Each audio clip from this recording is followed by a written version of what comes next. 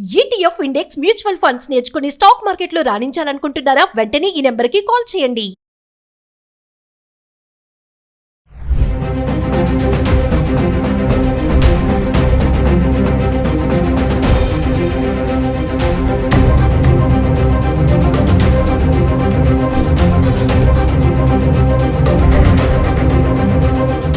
Hello viewers, welcome back to our channel. ప్రస్తుతం మనతో పాటు ఉన్నారు digital coach and entrepreneur Sandeep Raj Varma గారు. సార్తో మాట్లాడదాం.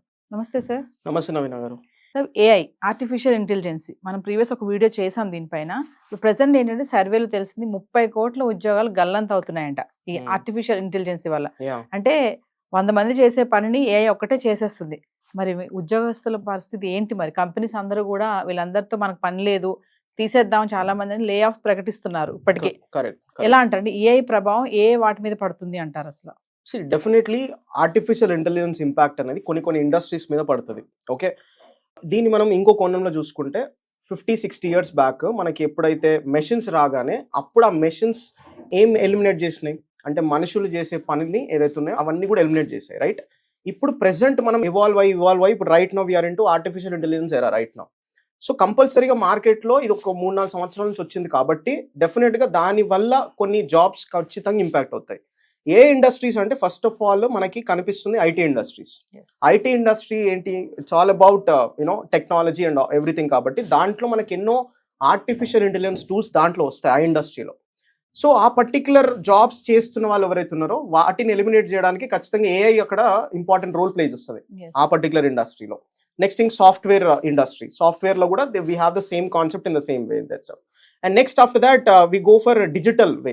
డిజిటల్ వేలో ఇమేజెస్ కానీ వీడియోస్ కానీ టెక్స్ట్ కానీ ఆల్ దీస్ కాన్సెప్ట్స్ ఏవైతే ఉన్నాయో ఈ పర్టికులర్ జాబులు చేసేవాళ్ళు.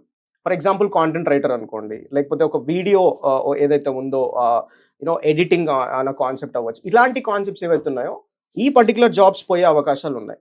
Okay, we can't say that అన్ని జాబ్స్ పోతాయి అని చెప్పేసి చెప్పలేము.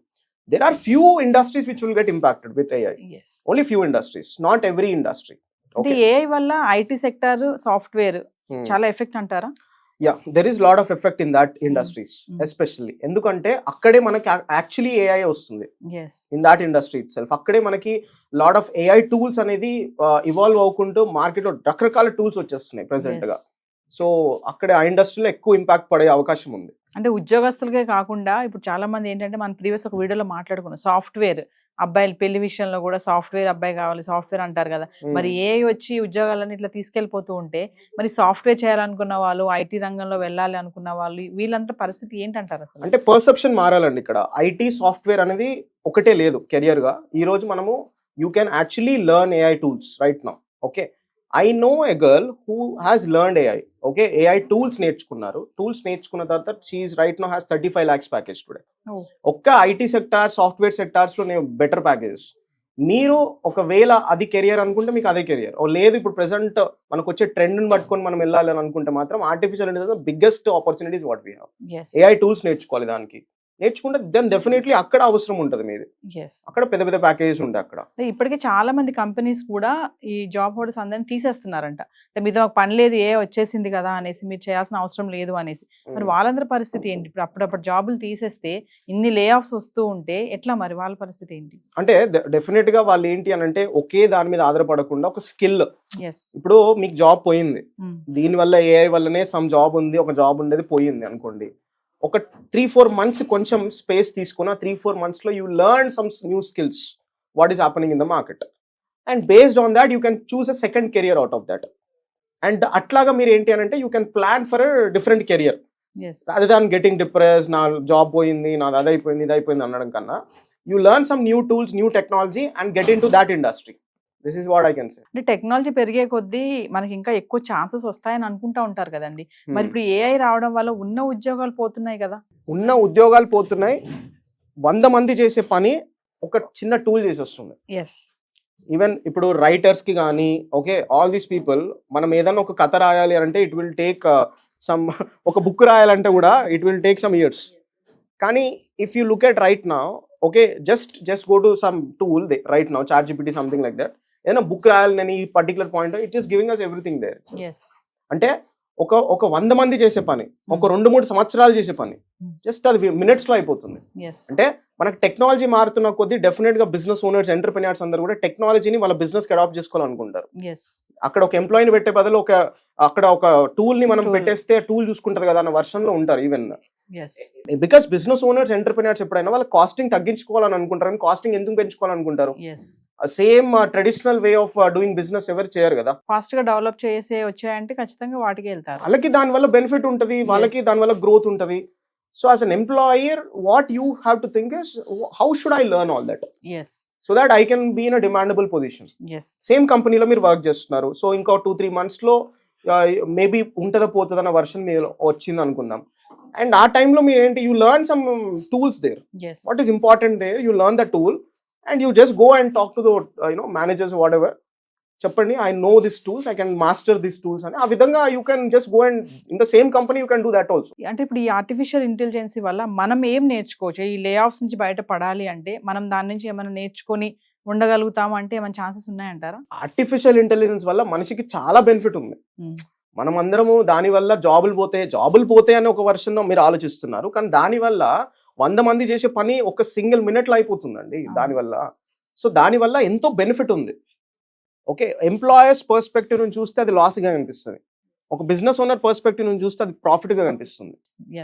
Okay, so as an employer what you need to do, how I can update myself next level, just going to ఏదైతే స్కిల్స్ నేను ఎట్లా అప్డేట్ చేసుకోవాలన్న వర్షన్ లో మీరు థింక్ చేయగలగాలి.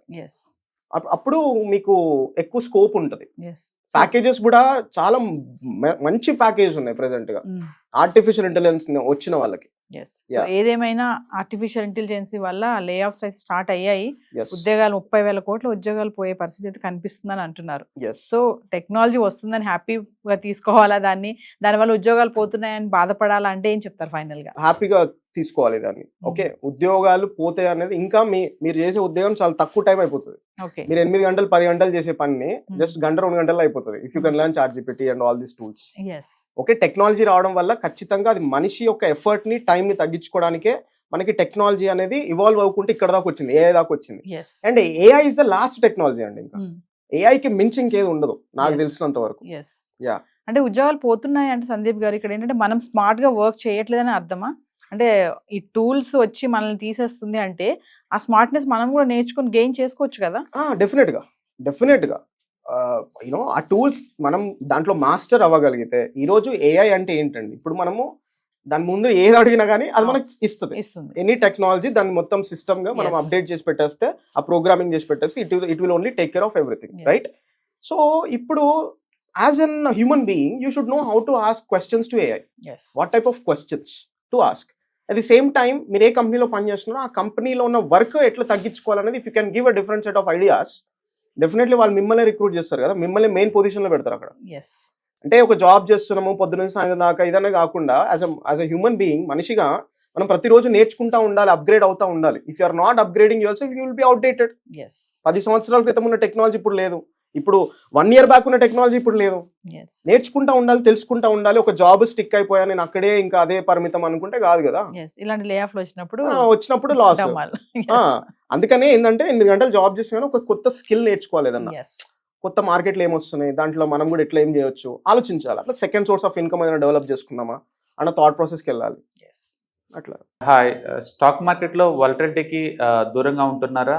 పోర్ట్ఫోలియోస్ అన్ని కూడా రెడ్లో ఉండి బ్లీడ్ అవుతున్నాయా? అంటే స్టాక్ మార్కెట్లో ఉండి సస్టైనబిలిటీ ఉన్న బిజినెస్ మోడల్ లాగా, లేదా స్టాక్ మార్కెట్ లాంగ్ టర్మ్లో మంచి వెల్త్ క్రియేట్ చేసుకునేలాగా ప్లానింగ్స్ ఏమైనా ఉన్నాయా? అయితే అలాంటి వాళ్ళ కోసం ఈ ప్రోగ్రామ్ అండి.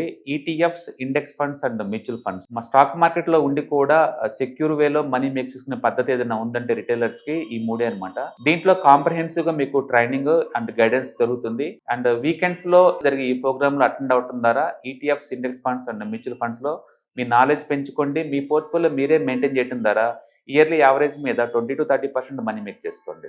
All the best. Thank you.